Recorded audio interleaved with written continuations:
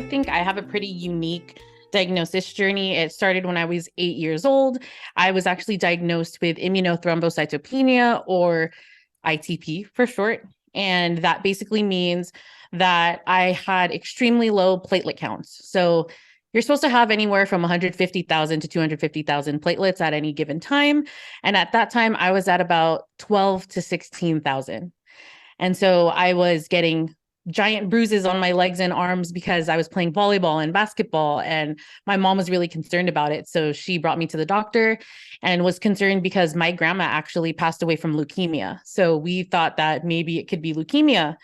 And so when we got the blood work back, my mom was like, I'm at work right now, but auntie has to take you to the emergency room now. And I was in the hospital and I had to try a bunch of different treatments over a year or so. I finally fell into rituximab, which is actually one of the treatments that's used for AiArthritis diseases, also including lupus.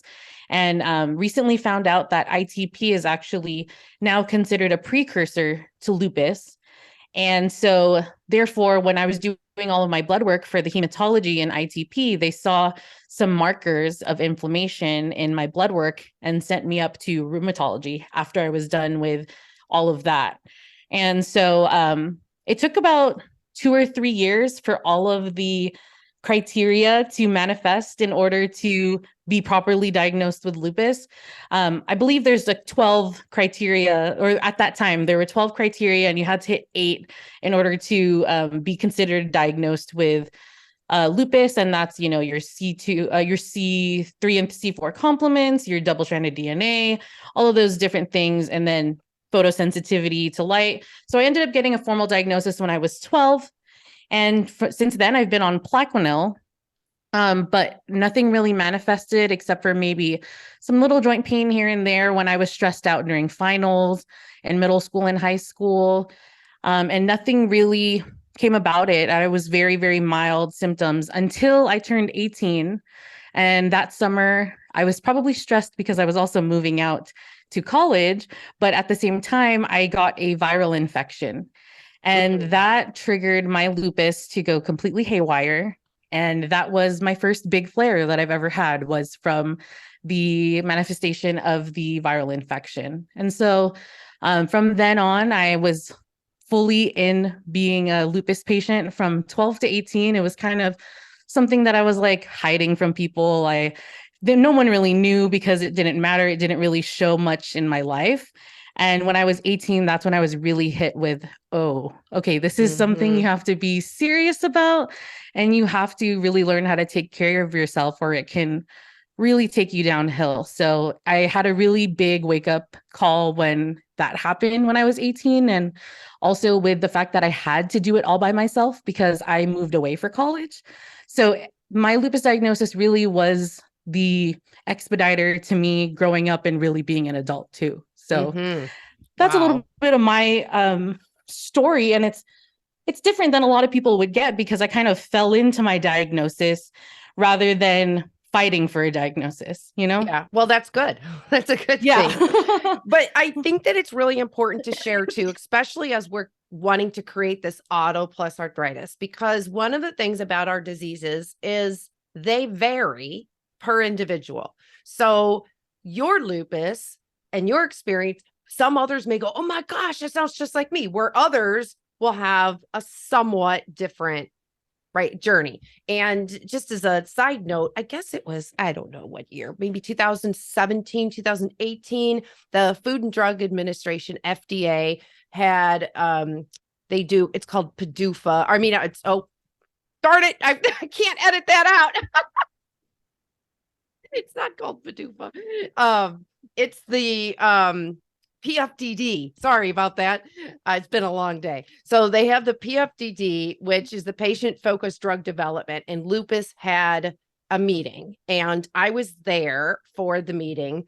And in the meeting, they talked a lot to patients and tried to find out their top symptoms. And so they were talking about the fatigue, the brain fog. Those are what we would call auto. And then the third ranked was joint pain. But something you did mention a lot of was the joint pain, because it sounds like you were overcome with the auto, right? Yes, definitely. And that is important to note because there's a lot of autoimmune diseases and autoinflammatory, both sides of the immune system. We clump them into one umbrella, but there's over 100. And so in the absence of arthritis, we still want to focus on our materials. Okay, what in that auto could be one of our diseases, even if it's not the arthritic component. So I wanted to mention that because I think it's important as we start to think about how to create these materials.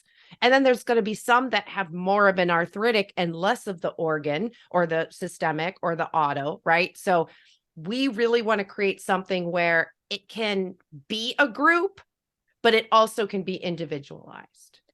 Definitely. And, now that I'm thinking back at it, I didn't associate my joint pain that I was having with my lupus at that time because I had dislocated one of my hips when I was 12. So I've had bad hips since I was very young. And so I never attributed the pain that I was going through to my lupus. I always thought, I never knew that lupus could cause you joint pain. I was always like, I don't even know what lupus is because I was so young when I got it. Like I was like, I have lupus, but I don't know what it is. Exactly. And I'm just kind of thinking outside of the box here too. Even when we're developing these materials and they live on our website here in the future, developing the search engine and the words to type in, what would a person type in looking for their symptoms so they land on our page, right? So, but anyway, my diagnosis journey, little bit different. I was older. I was in my mid 30s and very active, an athlete. I kickboxed, I played sports, I was going to the gym all the time. And so when it started with just feeling overwhelmingly fatigued, overwhelmed. Like Energizer Bunny kind of person. Like I would go to work, I'd go to happy hour, then I'd come home and I'd pull all the cabinets off my kitchen and stain them on the porch. And then I go to bed. Like I was that kind, always doing something. And when I couldn't even stay awake past 6:30 at night, I knew something was wrong. Like it was a big, big red flag. And so that was the beginning. And I also started with chest pain, which I thought was a heart attack. And so those are also some examples of you don't think AiArthritis disease. Like I'm having chest pain and I can't stay awake. That's not, that's not what your brain thinks. But the chest pain was actually inflammation. It was enthesitis, which is the costochondritis. It's the inflammation of the where your cartilage and the ribs where they connect with your tendons, and it causes pain.